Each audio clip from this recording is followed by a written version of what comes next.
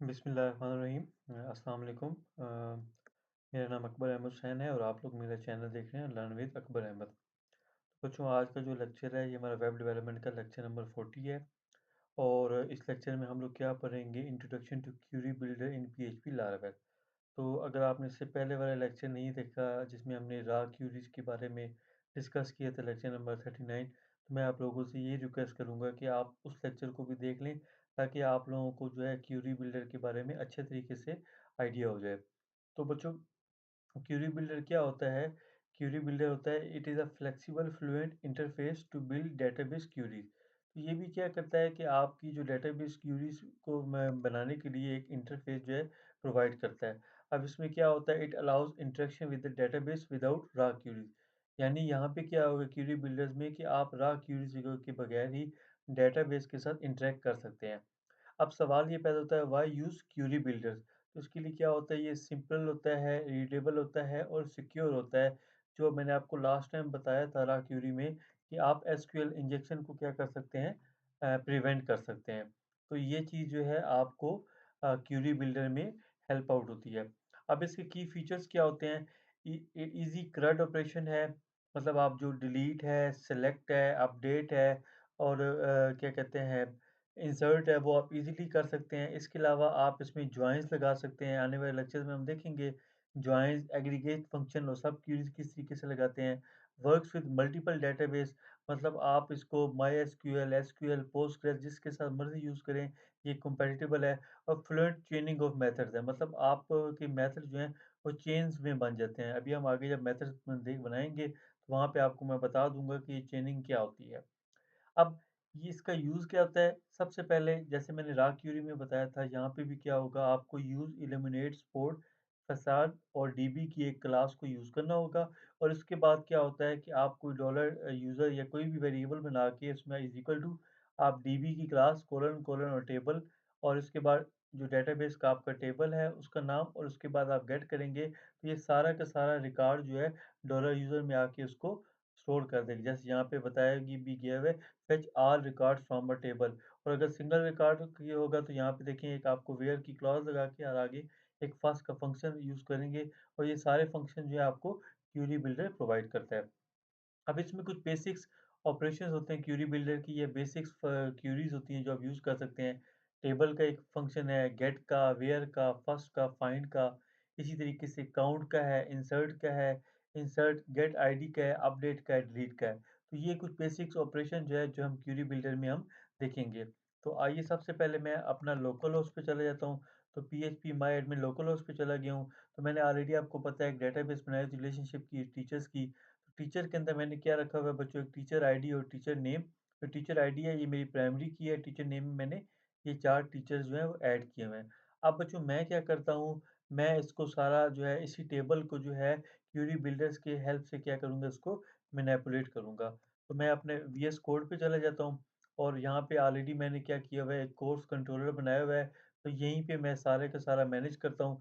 तो यहाँ पे देखिए मैंने सबसे पहले ऊपर देखें तो मैंने एक use illuminate sport facet dB की क्लास को यूज़ किया हुआ है। तो अब सबसे पहले हम क्या करते हैं, अब हम एक जो टेबल की क्यूरी है, जो मैंने आपको टेबल का यहाँ पे एक फंक्शन बताया था, इसको हम बारी-बारी देख लेते हैं। टेबल को फिर हम गेट करेंगे, वेयर सारे मैं अभी आपको दिखा देता हूँ। तो सबसे पहले मैं यहाँ पे एक फंक्शन बना लेता हूँ और मैं यहाँ पे लिख लेता हूँ पब्लिक फंक्शन, और इसको मैं लिख लेता हूँ गेट डेटा।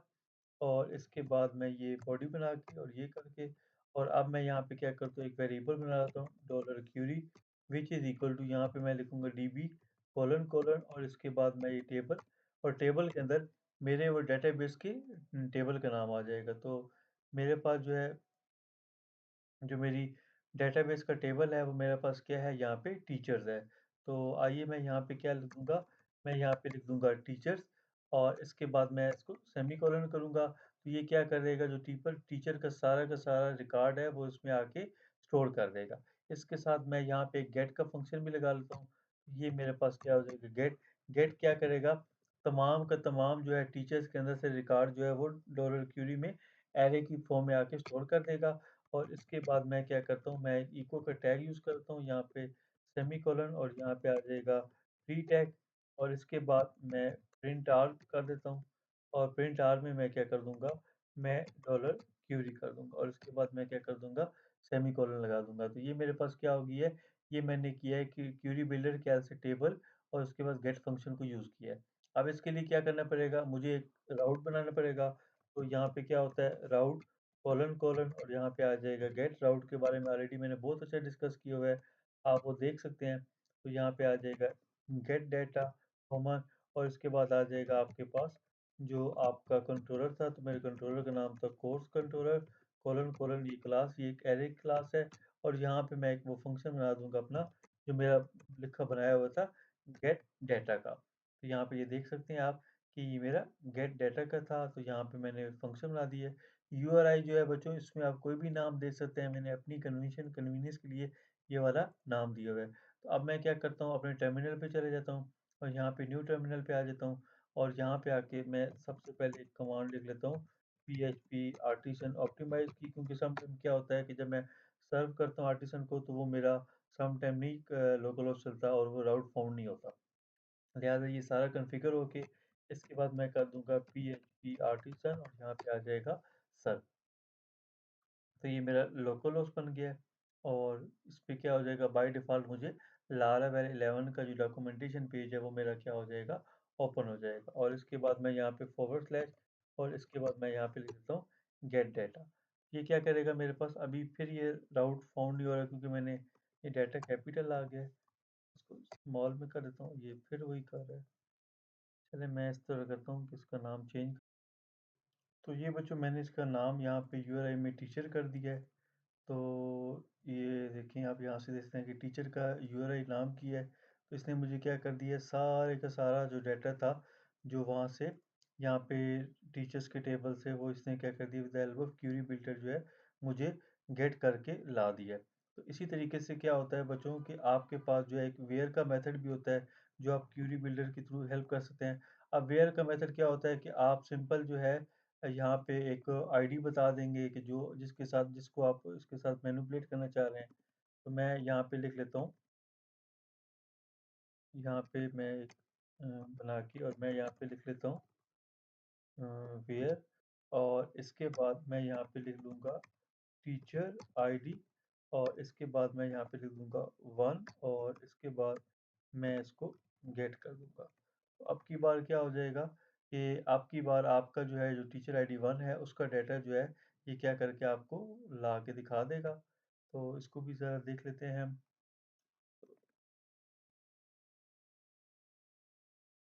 तो ये देखिए आपके पास जो टीचर आईडी 1 का था, उसके मुताबिक इसने डाटा जो है क्या कर दिया, आपको गेट करके ला दिया है। तो इस तरीके से आपके पास टेबल का भी ऑपरेशन देख लिया आपने, गेट का भी, वेयर का भी। अब फर्स्ट फर्स्ट का मतलब क्या होता है कि जो भी आपकी डेटाबेस के अंदर जो पहली एंट्री है, वो क्या करेगा, उसको जो है ये फेच करके ला देगा बाय डिफ़ॉल्ट। इसको भी देख लेते हैं, ये भी बहुत ही आसान सा है। इसमें जहाँ पे आपने गेट लगाया था, तो वहाँ पे आप क्या करेंगे, आप खाली फर्स्ट को यूज़ करेंगे, लेकिन वहाँ पे अब आपको वेयर क्लास की देने की ज़रूरत नहीं है। आप जस्ट यहाँ पे लिख लें फर्स्ट और इसके बाद आप इसको सेव कर लें और इसके बाद फिर आप अपने टर्मिनल पे चले जाएँ और यहाँ पे आप फॉरवर्ड स्लैश में जो आपकी यूआरआई थी, तो आपके पास देखिए ये आपका जो फर्स्ट डाटा था इसने उसको फाइंड करके ला दिया है। तो ये आप क्वेरी बिल्डर के थ्रू करें, इसी तरीके से फाइंड होता है। तो फाइंड बच्चों क्या करता है, फाइंड हमेशा आपकी आईडी की बेस पे सर्चिंग करता है। तो अगर आप अपने डेटाबेस में देख लें, तो आपके पास जो है यहाँ पे कितनी आईडी हैं, 1 2 3 4। अगर आप फाइंड के अंदर 1 देंगे तो आपका ये वाला डाटा आ जाएगा, अगर 2 देंगे तो शेयर अली वाला आ जाएगा, 3 देंगे तो ये वाला, 4 देंगे तो ये वाला दें। तो आइए ज़रा इसको भी ज़रा हम इम्प्लीमेंट करके चेक कर लेते हैं। तो मैं इसको ज़रा नीचे कर लेता हूँ अपने और यहाँ पे मैं इसको, तो ये बच्चों ये चेनिंग होती है जो ये देखें। अब आप यहाँ पे फाइंड फाइंड हमेशा आईडी लेता है, कोई और चीज़ वगैरह नहीं लेगा। अगर आप फाइंड 3 करें और यहाँ पे आप सेमीकोलन लगा दें और इसके बाद आप इस पे जाएँ और आप जो है अपना टीचर का यूआरआई देंगे। तो ये जैसे मैंने ये फाइंड का किया है तो ये मुझे एक एरर दे रहा है। ये एरर क्या होता है कि मेरे पास जो है यहाँ पे डेटाबेस में टीचर आईडी का नेम है, आईडी का कॉलम नहीं है। तो इसके लिए हमें यहाँ पे डेटाबेस का स्ट्रक्चर चेंज करना पड़ेगा। टीचर आईडी को आईडी में कन्वर्ट करना होगा, क्योंकि जो लारावेल है वो ये अज्यूम करता है कि आपका जो प्राइमरी की है उसको कॉलम का नाम आईडी होता है। इस वजह से ये मुझे एरर आ रहा है, तो आप लोग इसको खुद ही प्रैक्टिस कर सकते हैं। आप यहाँ पे जाके अपनी जो है क्वेरी का नाम इसको एल्टर की कमांड करके आप इसको चेंज कर सकते हैं। उसमें आप यही है कि आप लिख सकते हैं एल्टर टेबल, और टेबल का नाम क्या है आपके पास टीचर है। और इसके बाद आप कर देंगे सेट कॉलम। तो जो भी आपका कॉलम का है, तो कॉलम जो है उसका नेम कर देंगे, column name is equal to, तो आप उसमें उसका नाम करके और फिर वेयर की क्लास लगा देंगे या सेट कर देंगे, तो ये काम करके आपका आईडी में कन्वर्ट हो जाएगा। तो आप इसको एज अ खुद ही प्रैक्टिस कर सकते हैं। अगर फिर भी ना हो तो आप मुझे कमेंट में बता दीजिएगा। तो अब हम चले जाते हैं काउंट पे। तो काउंट क्या करेगा कि आपकी टेबल्स के अंदर जितना भी रिकॉर्ड है उन सारों को वो क्या कर देगा, काउंट कर देगा। तो इसको भी ज़रा हम देख लेते हैं। मिसाल के तौर पे अगर हम देखें तो हमारे टीचर्स के टेबल के अंदर जो है कितने काउंट से तो रिकॉर्ड हैं वो देख लें। तो हमारे टीचर के टेबल के अंदर 4 रिकॉर्ड हैं। तो अभी हम इसको इलोकन क्यूरी मोड बिल्डर के थ्रू भी करते हैं। तो इसमें क्या होता है कि मैं इसको जो है अभी के लिए यहाँ से, चलिए ये सारा मैं दोबारा कर देता हूँ और मैं यहाँ पे लिखता हूँ डॉलर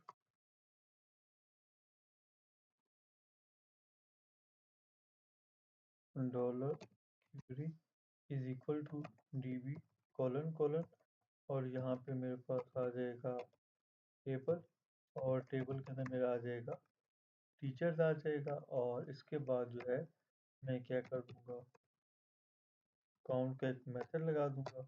और इसके बाद मैं पीएचपी का इको का टैग है इसको यूज़ कर लेता हूँ। और यहाँ पे मेरे पास आ जाएगा पी टैग, और इसके बाद मैं यहाँ पे कर दूंगा प्रिंट आर, और यहाँ पे मैं कर दूंगा डॉलर क्यूरी, और इसके बाद मैं सेमी कॉलन कर दूंगा।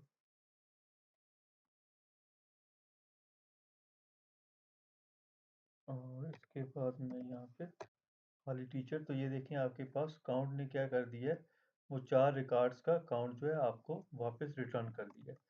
तो अब हम बच्चों आ जाते हैं इंसर्ट। तो ये भी बहुत ही आसान है कि किस तरीके से आप डेटा जो है इंसर्ट कर सकते हैं। मिसाल के तौर पे मैं इसमें एक और डेटा इंसर्ट करना चाह रहा हूँ अपने इस टीचर्स के टेबल के अंदर। तो इसके लिए क्या होता है, बहुत ही आसान पीएचपी का क्यूरी बिल्डर का मेथड है। तो इसको जो है हम यहाँ से ख़त्म करते हैं, और इसके बाद मैं चेन बना के इसको कर लेता हूँ। तो यहाँ पे मैं क्या कर दूँगा, मैं इंसर्ट कराऊँगा करूँगा, और इसके बाद सेमीकोलन। तो बच्चों जो इंसर्ट होता है ये आपके पास क्या होती है, एज़ एन एसोसिएटेड एरे काम करती है। तो की वैल्यू में तो यहाँ पे क्या आ जाएगा आपके पास, आप अगर देखें तो आपके जो ये अगर आप इसको मेंशन करना चाहें तो ठीक है, क्योंकि ये प्राइमरी की है। अगर ना भी करें इस कॉलम को तो फिर भी कोई प्रॉब्लम नहीं है। आप टीचर का नाम दे के इसको सेट कर सकते हैं। हम लोग क्या करते हैं, हम टीचर की आईडी से कर लेते हैं, साथ वो भी लिख लेते हैं। तो यहाँ पे मैं क्या करूँगा, मैं लिखूँगा टीचर आईडी। तो ये मेरी की हो जाएगी, और वैल्यू में मैं क्या दे दूँगा कि मेरी टीचर आईडी 5 है। इसके बाद कॉमा आ जाएगा, और इसके बाद मैं करूँगा कि जी मेरा टीचर नेम जो है वो क्या है। तो वो मेरा टीचर नेम जो है मैं लिख लेता हूँ टेस्ट नेम 1 2 3। तो ये मेरा जो है सेव हो गया। अब की बार मुझे क्या करना पड़ेगा, मुझे इसको जो है मैं इसको कमेंट कर देता हूँ, क्योंकि ये मुझे रिटर्न करेगा या ट्रू या फॉल्स। अगर 1 है तो मेरा डाटा जो है वो एंटर हो गया है, और अगर 0 है तो उसका मतलब मेरा डाटा एंटर नहीं हुआ। इसके बाद मैं कर दूंगा रिटर्न डॉलर क्यूरी, और इसके बाद मैं इसको कर दूंगा। तो अब मैं क्या कर लेता हूँ, ज़रा इसको एक बार दोबारा के लिए ज़रा ऑप्टिमाइज़ भी कर लेता हूँ।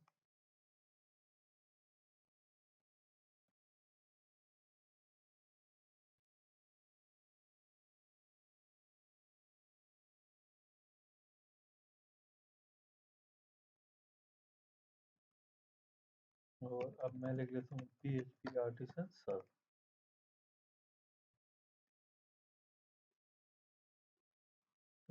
अब मैं यहाँ पे टीचर करके यहाँ पे देखिए मेरा 1 आ गया। इट मीन्स दैट कि मेरा डाटा जो है सक्सेसफुली एंटर हो गया। तो मैं यहाँ पे क्लिक करता हूँ, तो यहाँ पे मुझे जो है मेरी 5th एंट्री भी शो हो जाएगी। तो इस तरीके से हमारे पास जो इंसर्ट होती है वो काम करती है क्वेरी बिल्डर में।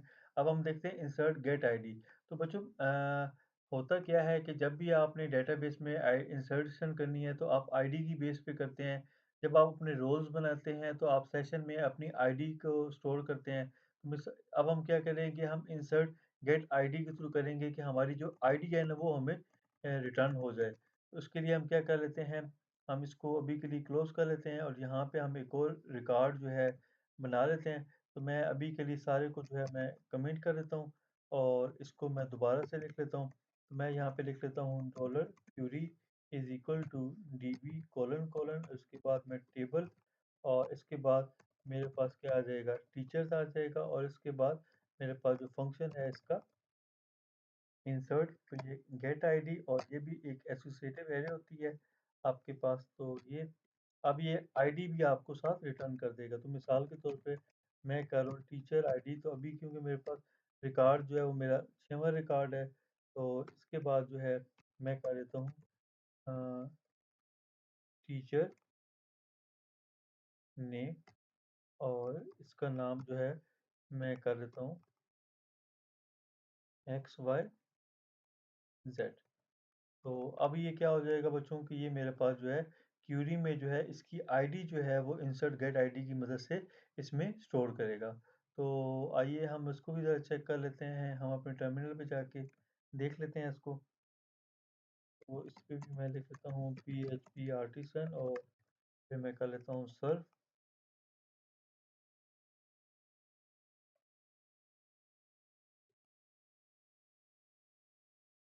तो ये देखिए मेरे पास अब की बार इसने आईडी भी जो है रिटर्न कर दी है। तो इस तरीके से आपका इंसर्ट गेट आईडी जो है काम करता है। अब हम कर लेते हैं अपडेट किस तरीके से होता है।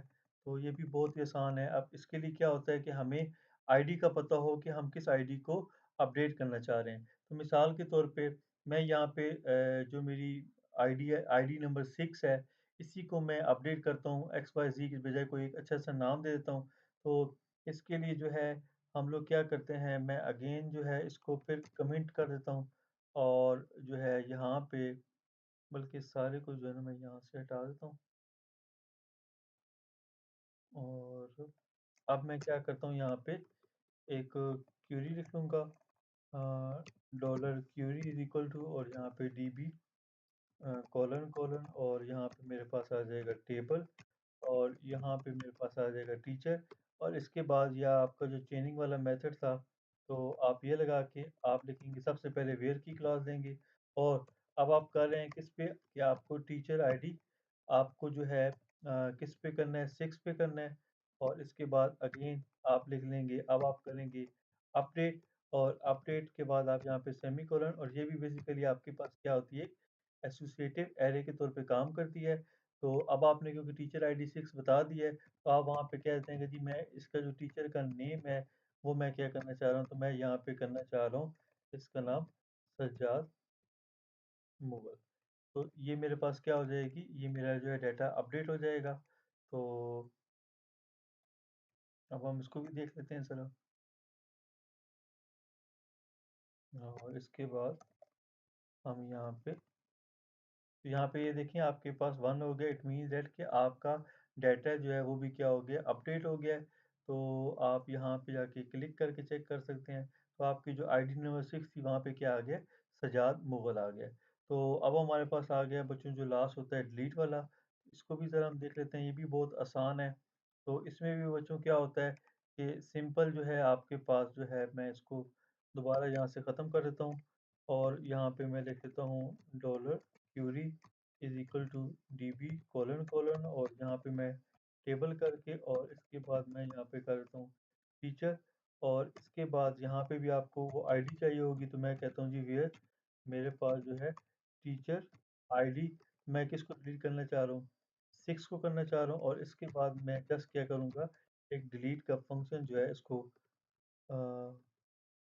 कॉल करूँगा और इसको मैं क्या कर दूँगा, सेव कर दूँगा। तो अब मैं क्या करता हूँ, मैं दोबारा इस पे क्लिक करता हूँ और अब जो है मैं इस पे अपनी यूआरआई दे देता हूँ।